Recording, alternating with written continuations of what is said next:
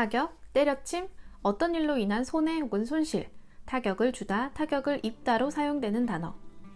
야, 너거는 타격 없었나? 얼마 전 대구에 사는 지인을 만났습니다. 구수한 대구 사투리의 친구가 처음 꺼낸 말은 다름 아닌 바로 타격이었습니다. 불과 몇 개월 전만 해도 살고 있던 혹은 투자해둔 아파트 값이 몇 억 올랐다며 사람들은 올랐다라는 말밖에 없었죠. 이제는 내렸다, 영끌, 고금리라는 이야기가 심심치 않게 들려옵니다. 오랜만에 만난 친구로부터 들은 타격이라는 말에 조금은 씁쓸하면서 이런 이야기가 떠올랐습니다. 오늘의 책은 바빌론 부자들의 돈 버는 지혜입니다. 바빌론은 8000년 전 시작된 역사상 가장 부유하고 화려한 도시입니다.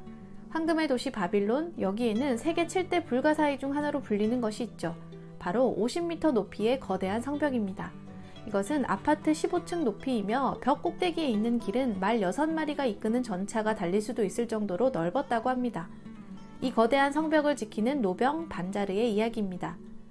노병 반자르는 성벽 꼭대기로 이어지는 길을 지키고 있었습니다. 성벽 너머에서는 적군이 공격을 퍼부었고 함성을 지르며 성벽을 올랐죠. 하지만 이를 지켜낼 바빌론 왕과 주력 부대는 그곳에 없었습니다. 왕이 멀리 엘람 왕국을 정벌하러 떠난 사이 적군이 공격을 해온 것이죠. 반자르 주변으로 많은 사람들이 두려움에 떨며 모여듭니다. 사람들은 하얗게 겁에 질린 얼굴로 전쟁이 어떻게 돌아가는지 웅성대고 불안해합니다. 부상자와 사망자가 들것에 실려가는 것을 보는 사람들의 마음은 무거웠죠. 나이가 지긋한 노인이 손을 부들부들 떨며 그에게 다가와서 애원하듯 말합니다. 어떻게든 나 제발 말 좀 해주게. 적군이 성 안으로 들어왔나? 바빌론이 함락되진 않겠지? 제발 그렇다고 말해주게. 반자르가 대답합니다. 진정하세요. 바빌론의 성벽은 워낙 튼튼해서 쉽게 함락되지 않아요. 돌아가서 바빌론의 성벽이 왕의 보물을 지키듯이 시민들의 재산도 지켜줄 거라고 얘기해주세요. 노인이 돌아간 후 아이를 낳은 여자가 반자르에게 말합니다. 새로운 소식은 없나요? 우리 남편을 안심시키고 싶어요. 남편은 갑옷과 창을 들고 먼저 적을 공격해야 한다고 해요. 적들이 쳐들어오면 끔찍할 거라고 했어요. 반자르가 대답합니다. 바빌론의 성벽이 모두를 지켜줄 겁니다. 성벽은 높고 튼튼하거든요. 우리 병사들의 함성이 들리지 않나요? 네, 들려요. 하지만 우리 서문을 부수는 쇠망치 소리가 들려서 왠지 불안해요. 앞서 이야기했듯이 바빌론의 성벽은 높고 웅장하며 또 튼튼합니다.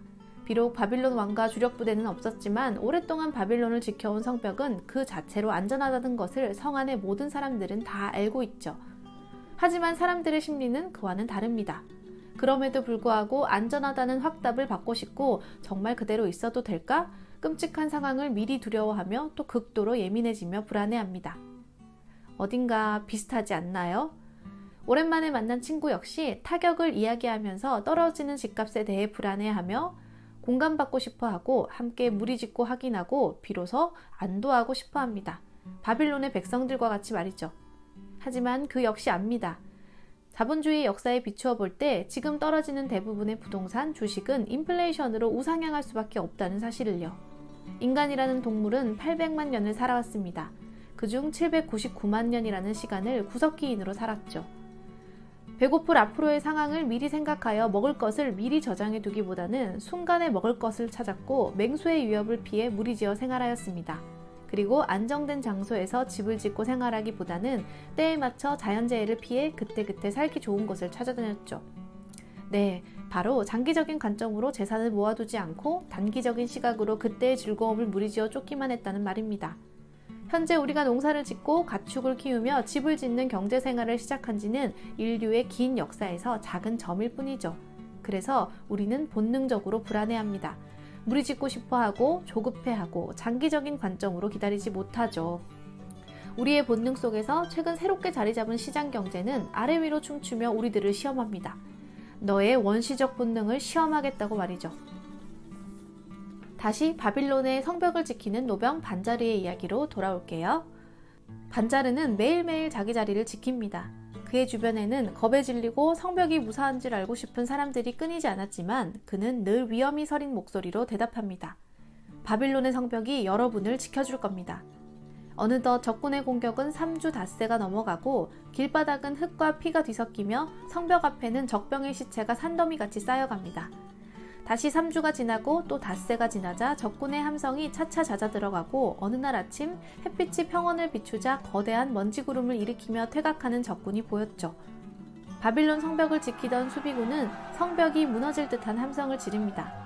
사람들은 거리로 뛰쳐나왔고 서로 얼싸안고 기쁨을 나눴습니다. 2달 가까이 모두를 짓누르던 두려움은 기쁨의 함성으로 바뀌게 되었죠. 저자는 다음과 같이 이야기합니다. 바빌론의 성벽은 무언가에 보호받고자 하는 인간의 욕망을 보여주는 좋은 예이다. 이는 인간의 본성이기도 하다. 오늘날을 사는 우리도 마찬가지다. 이런 목적을 위해 인간은 제도를 만들고 발전시켜왔다. 그것은 바로 보험, 예금통장, 미래를 대비한 투자이며 이 3가지 도구를 효과적으로 활용하면 성문을 부수고 들어오려는 적군을 막을 수 있다. 당신을 안전하게 지켜줄 성벽을 쌓아라. 역사에서는 수많은 강대국들이 나타났다 사라졌습니다. 오랫동안 번영을 누리고 긴 역사를 이어온 나라는 그들만의 성벽을 견고히 잘 쌓은 나라이지 주변 국가를 공격하고 점령한 나라가 아니었습니다. 이는 개인의 경우도 마찬가지입니다. 오랫동안 자신의 부를 유지해온 사람은 공격적인 투자 때문이 아닙니다. 자기가 가진 재산을 잃지 않으려 노력한 덕분이죠. 마치 반자르가 바빌론을 지킬 수 있었던 것과 마찬가지입니다. 때론 공격은 신나지만 수비는 매력적이지 않고 지루하게 느껴집니다. 주변에서는 어서 빨리 지금이 나가서 공격할 때라고, 다시는 오지 않을 기회라고 다른 사람에게 뺏긴다며 사람들의 원시적인 본능을 부추깁니다. 하지만 반자르와 성공한 부자들은 긴 미래를 보고 참고 버티고 드디어 승리할 줄 압니다. 바빌론과 자신의 재산을 지킬 수 있었죠. 비결은 어렵지 않은데 실행하는 사람은 드물기 마련입니다. 여러분들은 오랫동안 무너지지 않고 살아남을 튼튼한 성벽이 있어야 합니다. 언제인지는 모르지만 적은 분명히 침공하기 때문이죠. 당신을 안전하게 지켜줄 성벽을 쌓으세요. 오늘도 시청해주셔서 감사합니다.